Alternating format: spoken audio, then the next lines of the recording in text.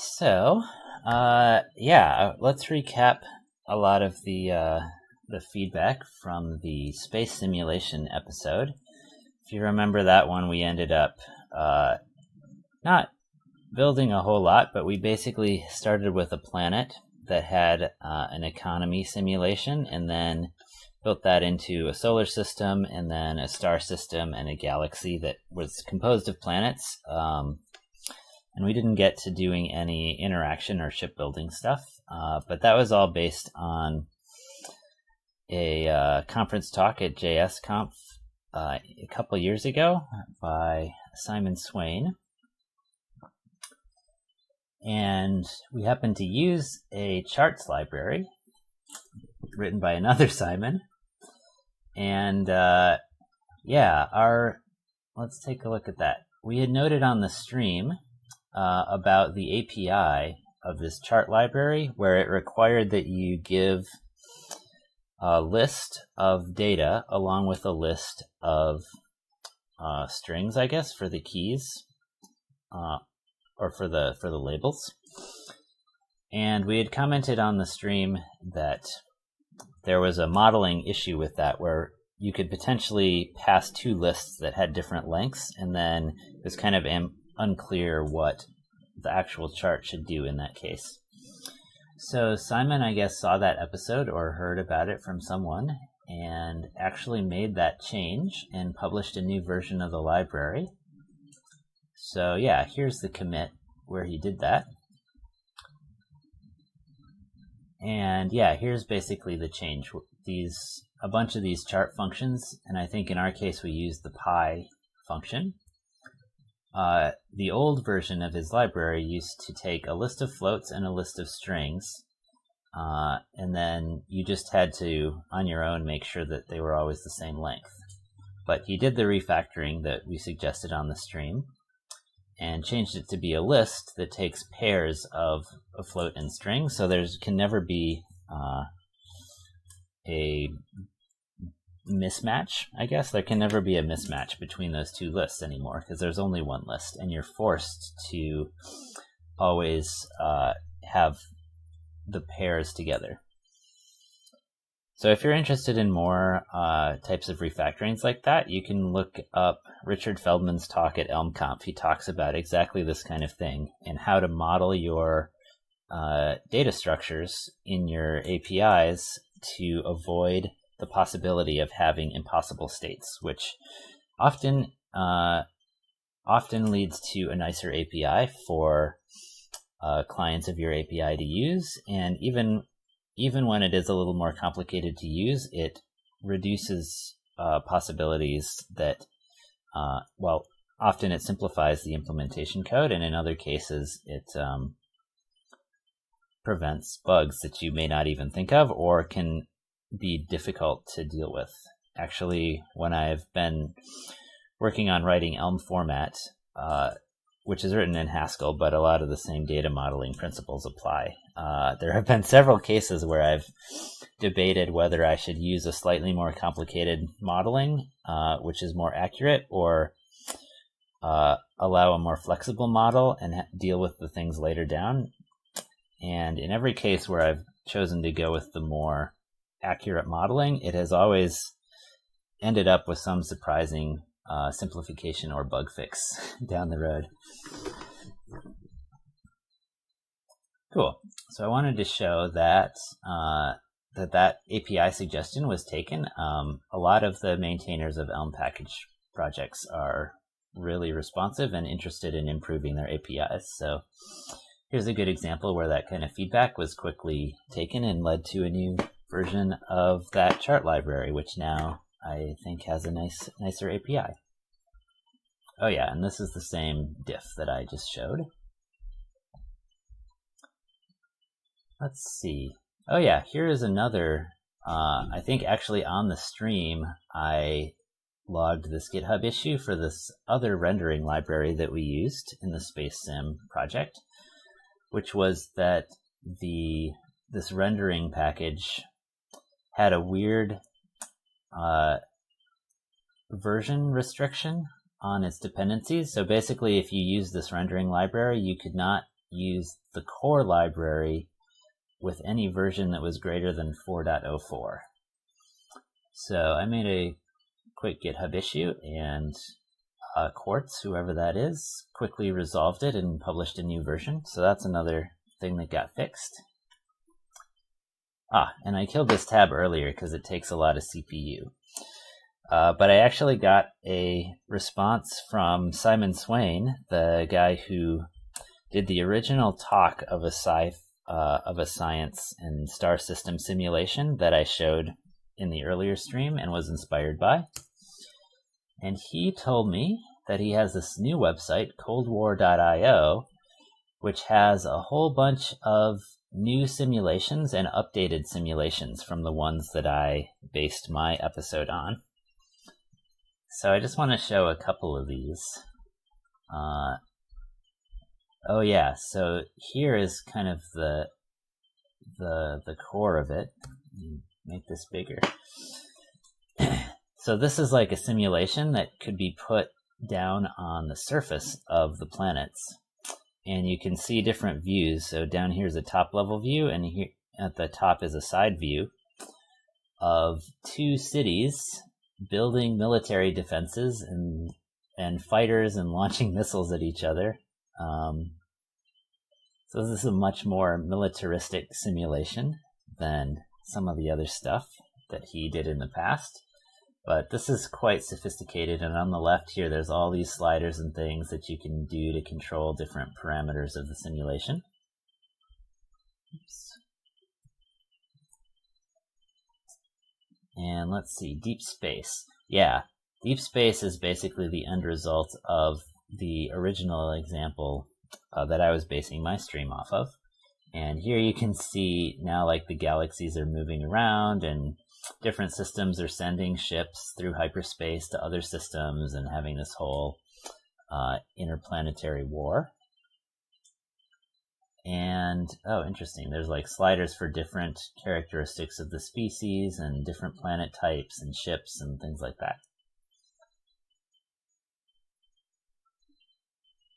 And let's see, interception, there's a whole bunch of these. Oh yeah, here's like a demo of missiles targeting cities and cities trying to shoot the missiles out of the air. Let's see. Capital. I think this just runs through a demo of the different types of units that appear in that initial simulation we saw of the two cities battling. And yeah, there's a whole bunch of other simulations. Like here's the classic like rabbit and wolves population simulation. So yeah, there's a bunch of cool stuff you can check out here, and if you're into other simulation stuff. And cool. So that's it for the Space Sim 1.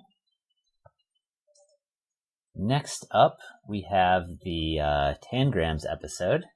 So Lawrence, that we were just answering one of his questions, he went and followed along on the Tangrams one and made this lovely windmill.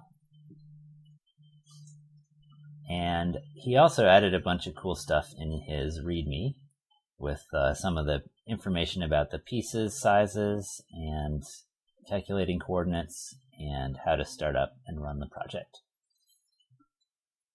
So thanks for posting that.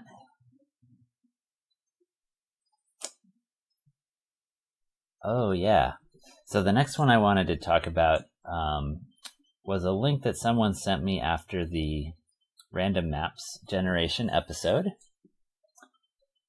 And this was, actually I had seen this on Twitter a couple days before that.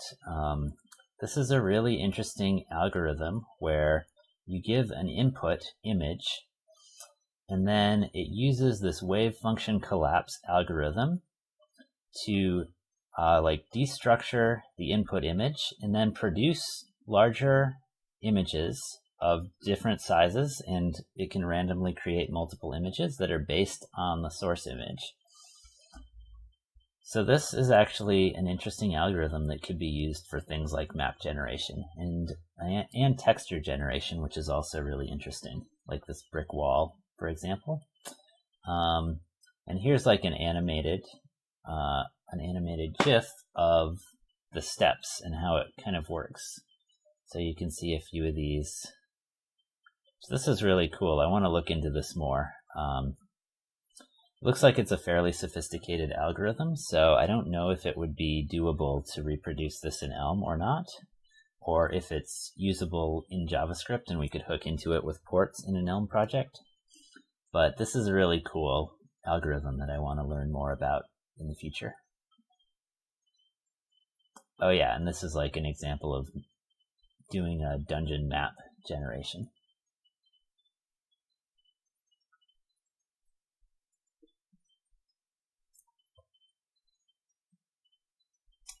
Oh, cool. So that actually brings me to the last thing that I wanted to cover today, or that I had prepared, which is the Lights Out episode again. So people have been commenting that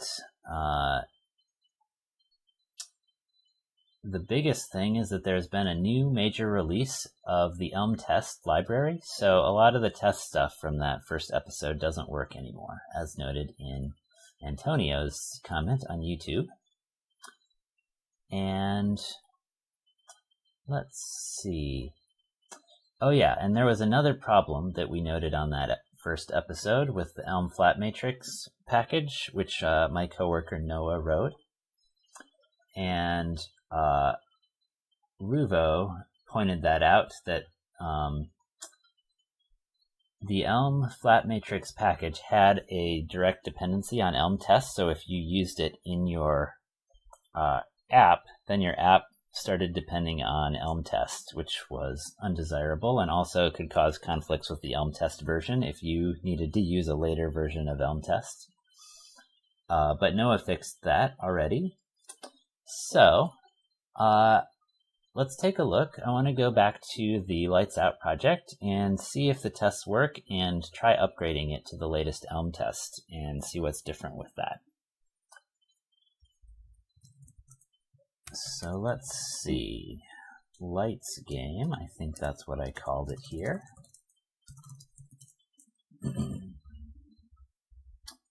Cool. So here's the project. I'm going to start up Atom. And again, you can find this on the ElmLive GitHub. Now, the Lights Out game is the oldest one now. Although I guess as soon as I commit stuff today, it'll jump up to the top again. All right, so we have no custom HTML. So that means we can use Elm Reactor.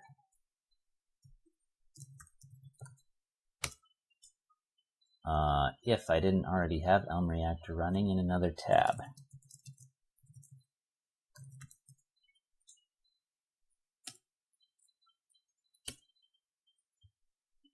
Oh, I think it was just still getting killed from the other terminal tab that I just closed. Okay.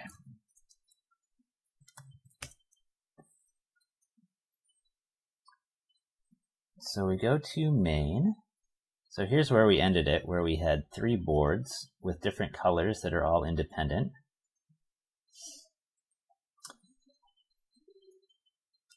So what we really care about is running the tests, which I guess apparently I didn't document how to do that. I believe we just run Elm test. And apparently I'm wrong about that. Let's see. Oh no, we actually set this up so that we can run the tests in the browser. Cool. So I'm going to start Elm Reactor again, then go back to the top and go to the tests page. Okay, so all the tests are passing. So what we want to do now,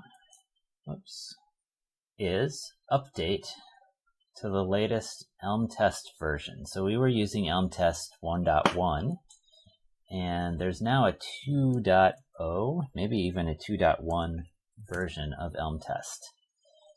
And because of Elm semantic versioning in the package manager, we also know that there has been a breaking change in the API because the major version had to get bumped. So let's go ahead and upgrade then. So I'm just going to change this to say 2.1.0 and set day less than 3. Okay. So I'm just going to directly update my Elm package.json to the version I want, and then run Elm package install.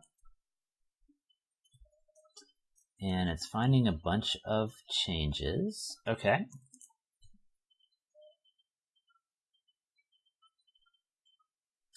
All right, looks good.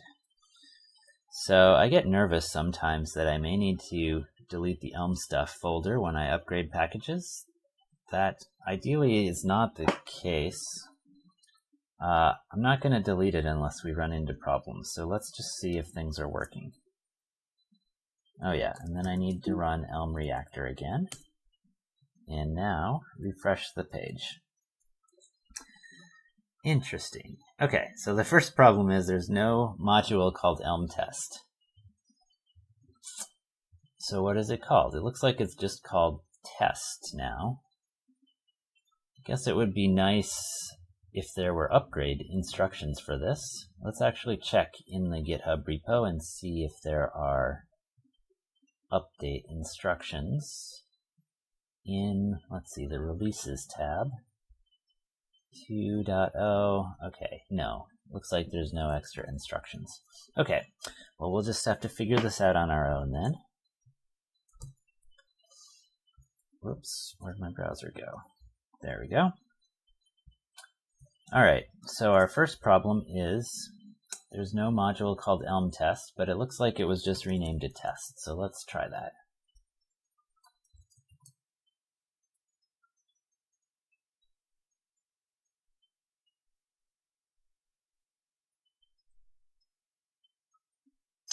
Okay, we got a blank page. That looks bad.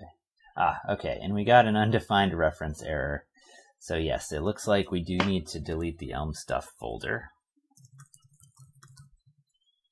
And I usually just delete the build artifacts folder inside of that, so I don't have to download all the packages again.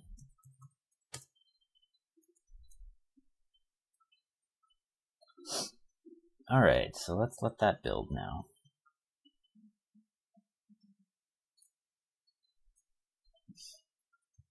Test does not expose suite. All right. So let's look in test and see what it does have. So suite was a function which took a string and a list of tests and combined them into a single complex test. So that looks like the same signature. So it looks like suite was just renamed to describe. So I'm just going to find all. And oh yeah, so someone also asked about the keyboard shortcuts I was using. If you select a word in Atom and press Command D, it'll select the next instance. And you keep doing that, it'll select all the instances of that word. And you're now in multi-select mode and you can replace it all at once. So I'm just going to replace suite with describe. And it looks like it's complaining there's no assert equal now.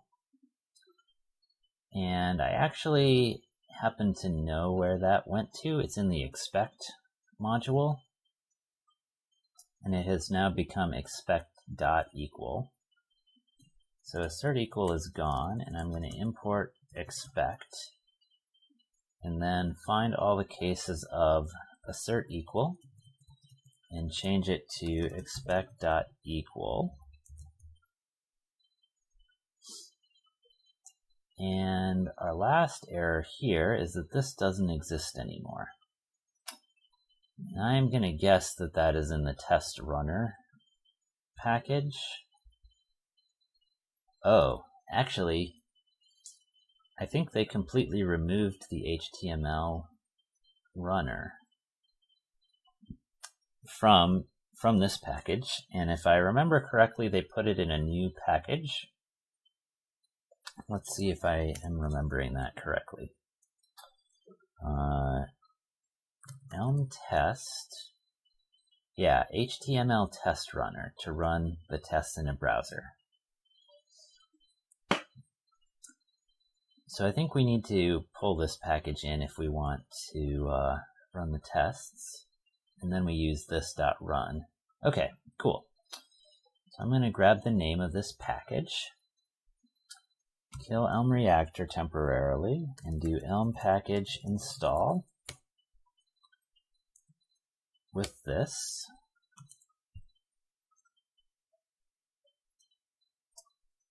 And then start up Elm Reactor again. Now we should be able to import this module and use run from it.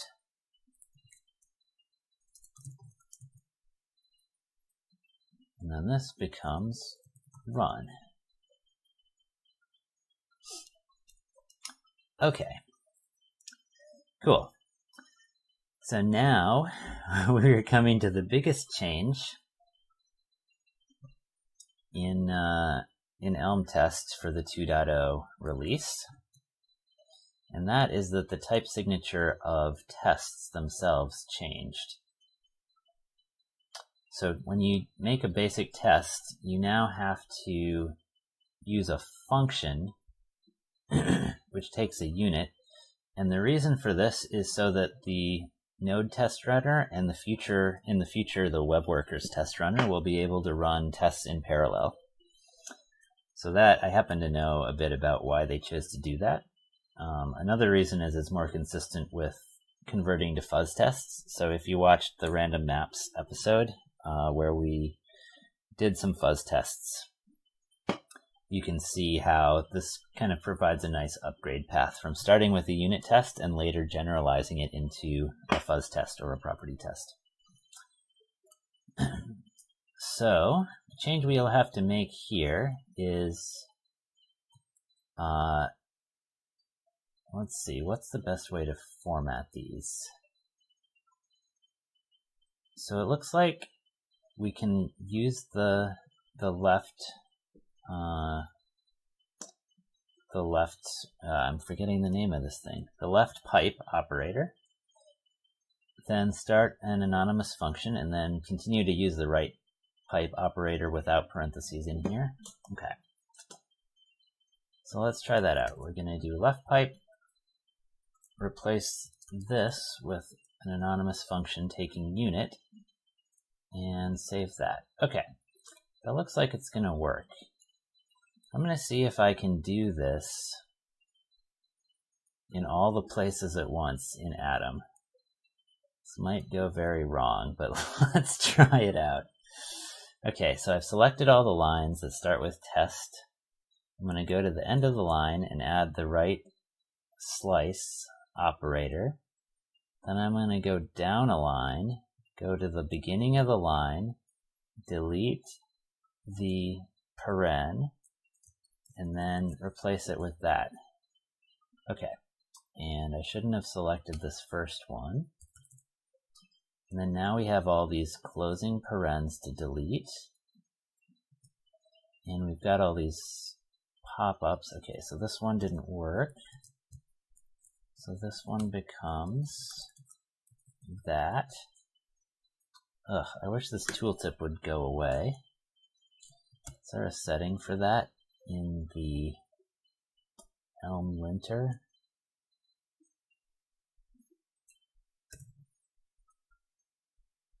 Linter Elm make settings.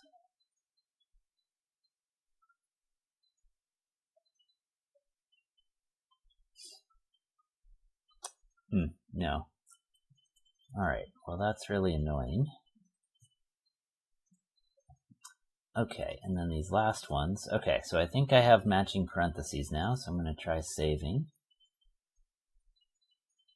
Let's see, so something's wrong up here. It's looking for a closing brace. Well, I'm not sure why. Line 32. Oh, I need a backslash here. There we go. That was a weird error message for that problem.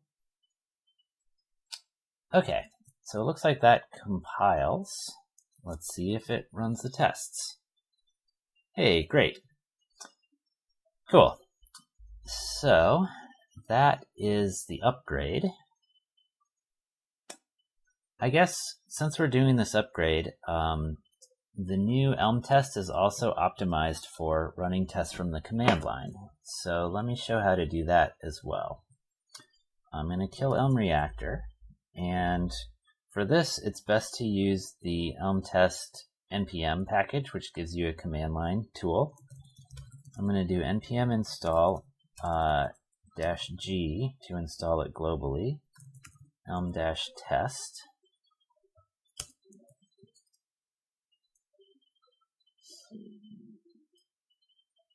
Oh, I don't have permission to install things globally.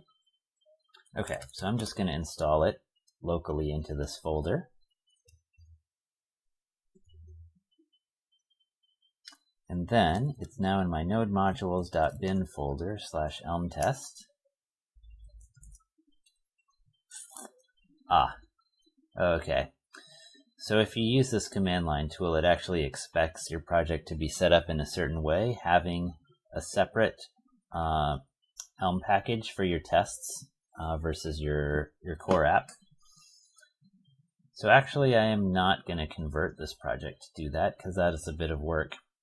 But if you're interested in seeing that, again, I would suggest checking out the random maps generation episode on YouTube. And you can see setting that all up from scratch. And I think we exclusively used the command line runner in that episode.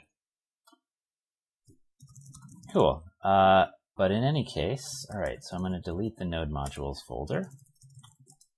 We have just successfully upgraded to Elm Test 2.0 with the HTML runner. Oh, I killed the Elm reactor. So we had a few functions change their names. We had the HTML test runner move to a totally separate package, and we had to add, we had to update our syntax for creating tests to use this new lazy unit syntax.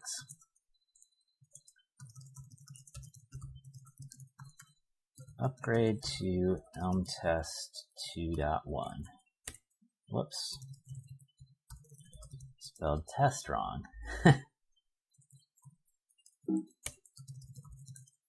Cool. And I'm going to push that up to that GitHub repo.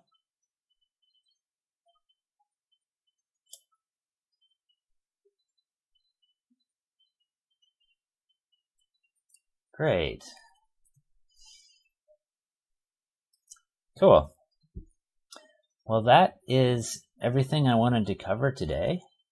So thanks to everyone who has submitted questions and pull requests and issues and who have started their own projects in Elm after seeing some of my episodes. It's been great to see everyone doing cool work based on this. So I have a bit of time today to hang out in chat if anyone has some questions they want to ask. But I think I'm going to wrap up for the day, so go do some Elm coding on your own then, if you have more time.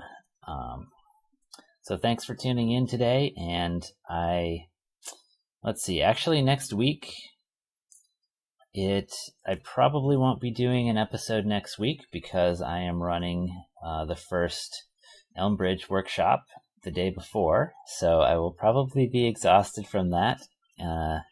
And won't really have time to prepare a project for next week.